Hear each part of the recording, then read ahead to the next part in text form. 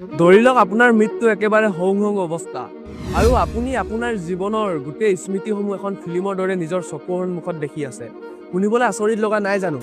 এইটো এটা কাহিনী নহয়, বৈজ্ঞানিকসকলে বহু পৰীক্ষা নিৰীক্ষা কৰি কোৱা কথা। বৈজ্ঞানিকসকলে পৰীক্ষা কৰি পাইছে যে মানুহৰ মৃত্যু যিমানে ওচৰ চাপে, মানুহৰ দিমাগটো সিমানে এক্টিভ হৈ যায়। 2022 চনত বৈজ্ঞানিকসকলে এটা ৰিচাৰ্চত এজন বুঢ়া মানুহৰ মৃত্যুৰ ঠিক আগত আৰু পাছত তেওঁৰ দিমাগটো পৰীক্ষা কৰে। তাত তেওঁলোকে দেখে যে বুঢ়া মানুহজনে জীৱনত কটোৱা সকলো সময়ৰ কথা মনত পেলাইছে। মানে মৃত্যুৰ আগমুহূৰ্তত আপোনাৰ দিমাগটোৱে প্ৰায় 7 মিনিট মানলৈ আপোনাৰ জীৱনৰ গোটেই স্মৃতিসমূহ আপোনাৰ চকুৰ সন্মুখত দেখুৱাব। এনেকুৱা লাগিব যেন আপুনি আপোনাৰ জীৱনৰ এখন ফিল্মহে চাই আছে। আৰু মৃত্যু মুখৰ পৰা বাচি অহা বহুতো লোকে কয় যে তেওঁলোকে হেনো মৃত্যুৰ আগমুহূৰ্তত প্ৰায় নিজৰ জীৱনৰ স্মৃতিসমূহ নিজৰ চকুৰ সন্মুখত দেখিছিল।